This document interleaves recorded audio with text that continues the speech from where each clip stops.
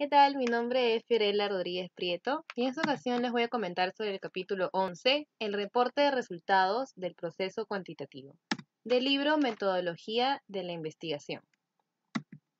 Comenzaré con una cita del autor Roberto Hernández Sampieri.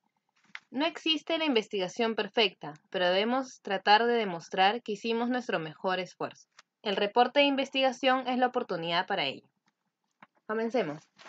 Selección del tipo de reporte a presentar. Se debe definir el tipo de reporte a elaborar según las razones por las cuales surgió la investigación. Luego, a los usuarios o receptores. Estos son los que tomarán las decisiones con base en los resultados.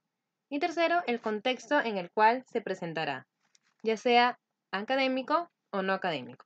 Para poner algunos ejemplos, si es que es un artículo de investigación, los usuarios serían los editores y revisores de revistas científicas y comunidades académicas lectoras, en un contexto académico. Si, por ejemplo, es una tesis, informe de investigación o presentaciones como PowerPoint, Prezi, etc., los usuarios serían académicos de la propia institución educativa, profesores, asesores, alumnos. También en un contexto académico. Para dar un ejemplo en un contexto no académico, podría ser un artículo periodístico en el cual los usuarios serían el público general no especializado, como estudiantes de primeros ciclos, padres de familia, grupos de la sociedad en general. ¿Qué apartados o secciones contiene un reporte de investigación o de resultados en un contexto académico? En la mayoría de los casos son los que a continuación comentaré. Portada, índices, resumen, términos clave, cuerpo del documento, referencias y apéndices. Veremos cada uno de ellos. Portada. En este se incluye el título de la investigación, nombre del autor o autores y el lugar en que se presenta el reporte. Se aconseja que el título del informe resulte breve pero informativo y se evite términos sensacionalistas. Por ejemplo, el título Consecuencias psicológicas de la violación en jóvenes o adolescentes es crudo y sensacionalista. El título no debe ser ni muy corto ni demasiado largo. Recordar que el título no se aceptan abreviaturas. En cuanto al tamaño, varían entre 12 y 20 términos. Índices. Normalmente los índices son varios. Primero el de contenido, incluye capítulos, apartados y subapartados. Posteriormente, el índice de tablas y gráficas. Recordar que los índices solo se incluyen en reportes largos como tesis e informes. Resumen o sumario. Constituye el contenido esencial del reporte y usualmente incluye el planteamiento del problema, expresado en una o dos oraciones, frecuentemente como objetivo o propósito. Método, en donde se encuentra la unidad de análisis, diseño, muestra, instrumentos. Resultados o descubrimientos más importantes, se puede incluir 2 o 3, y las principales conclusiones e implicaciones. Por ejemplo, en caso de un artículo de investigación, las normas de revista solicitan entre 100 y 300 palabras. The American Psychological Association sugiere no exceder de 120. En tesis y disertaciones se sugiere no excedan las 320 palabras, teniendo 300 como estándar. Términos clave. Keywords. Son términos que identifican al tipo de investigación o trabajo realizado y son útiles para ayudar a los indexadores y motores de búsqueda a encontrar los reportes. Por lo común se solicitan entre 3 y 5 términos, aunque algunas revistas permiten hasta 8. Recordar que un término clave puede abarcar más de una palabra, por ejemplo, acuerdo multilateral de inversión, arancel ad valorem, barreras de entrada, alianzas estratégicas, área de libre comercio. Cuerpo del documento.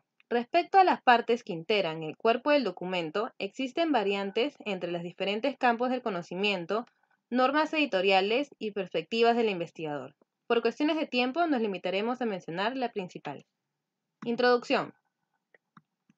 Abarca los antecedentes de manera breve, el planteamiento del problema, objetivos y preguntas de investigación, así como la justificación del estudio. Un sumario de la revisión de la literatura, el contexto, cómo, cuándo y dónde se realizó, las variables y los términos de investigación, lo mismo que las limitaciones de esta. Es importante que se comente la utilidad del estudio para el campo académico y profesional. Revisión de la literatura o marco teórico. En esta se incluye y comentan las teorías que se manejaron y los estudios previos que fueron relacionados con el planteamiento. Se hace un sumario de los temas y hallazgos más importantes. Y se señala cómo nuestra investigación amplía la literatura actual. Recuerden que tal revisión nos debe responder la pregunta: ¿dónde estamos ubicados actualmente en cuanto al conocimiento referente a nuestras preguntas y objetivos? Método. En esta parte del reporte describe cómo fue llevada a cabo la investigación e incluye enfoque, ya sea cuantitativo, cualitativo o mixto, contexto de la investigación, casos, universo y muestra, donde debe incluir el proceso de selección de la muestra, diseño utilizado, ya sea experimental o no experimental, procedimientos, un resumen de cada paso en el desarrollo de la investigación, descripción detallada de los procesos de recolección de los datos y qué se hizo con los datos una vez obtenidos. Es necesario describir la forma de recolección o instrumentos de medición utilizados, qué datos fueron recabados y cuándo. Resultados.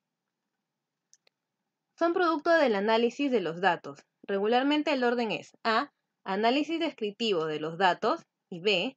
Análisis inferenciales para responder a las preguntas o probar hipótesis. Recordar que en este apartado no se incluyen conclusiones ni sugerencias. Una manera útil de presentar los hallazgos es de hacerlo mediante tablas, gráficas, cuadros, mapas, etc. Discusión. En este apartado es donde se incluyen las conclusiones, recomendaciones, limitaciones e implicaciones. Cabe destacar que todo informe debe tener una elevada congruencia entre las diferentes partes que integran el documento. Se recomienda hacer esta matriz de congruencia, en donde están todas las partes: introducción, marco teórico, método, resultados y discusión. Referencias bibliográficas. Son las fuentes primarias utilizadas por el investigador para elaborar el marco teórico u otros propósitos. Se incluyen al final del reporte, ordenadas alfabéticamente y siguiendo un estilo de publicación, ya sea APA, Harvard, Vancouver, etc. Por último tenemos los apéndices, que resultan útiles para describir con mayor profundidad ciertos materiales, sin distraer la lectura del texto principal del reporte. Por ejemplo, el cuestionario utilizado, análisis estadísticos adicionales, fotografías, etc. Se titulan y se enumeran en orden progresivo. En los artículos suelen agregarse al final de los agradecimientos una declaración de que el autor o autores no tienen conflicto de intereses respecto a la autoría y la publicación del artículo. Para finalizar este capítulo mencionaremos qué elementos contiene un reporte en un contexto no académico. Estos son portada, índice, resumen ejecutivo, método, resultados, conclusiones y apéndices. La diferencia en un contexto académico es que todos estos apartados se tratan con mayor brevedad y frecuentemente el marco teórico y la bibliografía suelen omitirse. Eso sería todo. Gracias. ¡Yay! ¡Yeah! ¿Se grabó? Supongo que sí. Me sale